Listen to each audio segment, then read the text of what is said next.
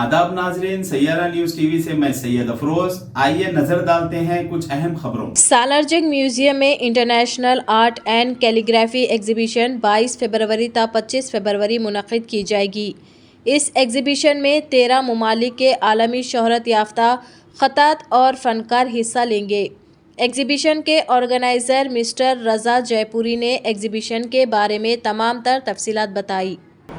मेरा नाम मोहम्मद रज़ा जयपुरी है और कोशिश फाउंडेशन को रिप्रेजेंट करते हैं। जैसे मैडम ने बताया, मैडम हमारी जनरल सेक्रेटरी हैं और मैं इस एनजीओ का chairman as a chairman represent कर रहा हूँ। और इस कोशिश फाउंडेशन के बैनर के तले ही हम Jaipur international art and calligraphy festival organise करते हैं, जो कि 2018 में हमने स्टार्ट किया। जैसे कि आपने कहा कि हमारे सेंटर्स बेसिकली हम लोग सेंटर चला करके प्रमोट नहीं कर रहे हैं। हम इस चीज़ के लिए कैलीग्राफी की वर्कशॉप्स ऑर्गेनाइज करते हैं, जो कि फेस्टिवल के दौरान तो हम करते ही हैं, उसके अलावा भी हम टाइम टू टाइम वर्कशॉप्स करते रहते हैं। मेन फोकस हमारा उर्दू और अरबिक कैलीग्राफी है, लेकिन चूँकि आजकल कैलीग्राफी दूसरी लैंग्वेजेस में भी होने लगी है, जैसे कि देवनागरी या इंग्लिश में या तेलुगु में भी, जैसा मैंने देखा है कैलीग्राफी हो रही है, तो हमने उन आर्ट फॉर्म्स को भी, कैलीग्राफी फॉर्म्स को भी इसमें साथ में लिया है। तो ओवरऑल हम ये कह सकते हैं कि हम सारे तरह की कैलीग्राफी को प्रमोट कर रहे हैं, लेकिन उसमें भी उर्दू और अरबिक मेन। क्या मेन फ़र्क है उर्दू और दूसरे लैंग्वेजेस की कैलीग्राफी में? देखिए, कैलीग्राफी की जहाँ तक मेरा मानना है, मैं समझता हूँ कैलीग्राफी की शुरुआत अरबिक से ही हुई है।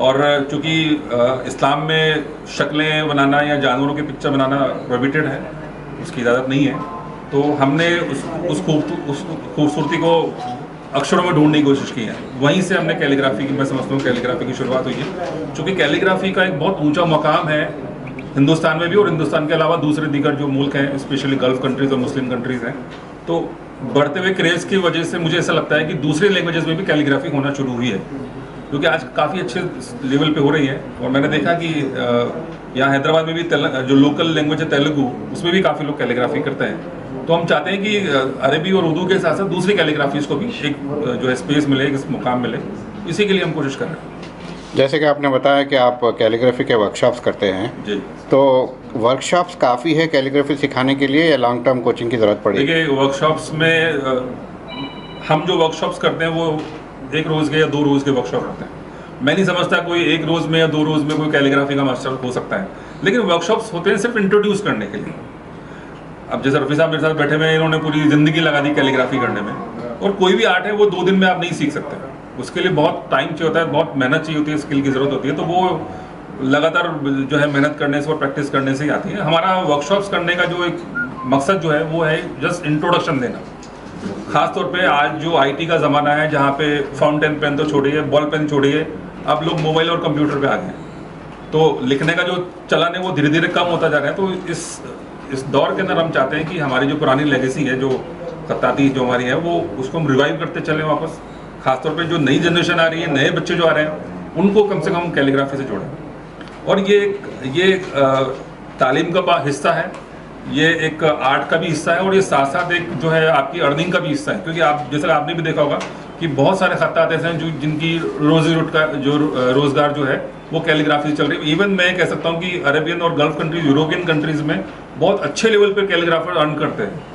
तो हम चाहते हैं कि अगर किसी भी नौजवान को अगर कोई अच्छा रोज़गार से हम जोड़ सकें, या उसको अपनी ज़िंदगी सुधारने का एक मौका मिल सके, आर्ट के साथ साथ वो अपना लाइफ को भी अगर ट्रांसफॉर्म कर सके, तो इससे अच्छी बात मैं समझता हूँ कोई नहीं हो सकती। राजस्थान में कायम है कैलीग्राफी सेंटर? राजस्थान में टॉप एक ज़िला है जहाँ पे कैलीग्राफी की रेगुलर क्लासेस भी होती है। वहाँ पे एक अरबी फ़ारसी संस्थान है जहाँ पे इस तरह की एक्टिविटीज़ होती रहती हैं, तो हम भी उनसे जुड़े हुए हैं।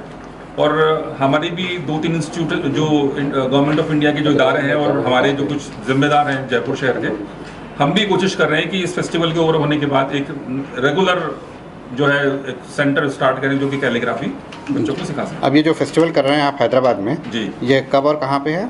सब ये फेस्टिवल 22 तारीख से 22 फरवरी से 25 फरवरी तक, मतलब 4 रोज़ा एक फेस्टिवल है जो कि सालारजंग के वेस्टर्न ब्लॉक में होने वाला है। हैदराबाद को कैसे अट्रैक्ट हुए आप? सब हैदराबाद एक तहजीब का शहर है, हिस्टोरिकल शहर है, और मेरे ख्याल से हैदराबाद के बारे में कुछ भी कहना जो है सूरज को रोशनी दिखाने के बराबर है। तो जैसा कि आपने देखा नाजरीन, क्या हो रहा है देश और दुनिया में, इसी तरह के लेटेस्ट न्यूज़ देखने के लिए हमारे चैनल को सब्सक्राइब करिए, लाइक करिए, शेयर करिए और हमें दीजिए इजाज़त।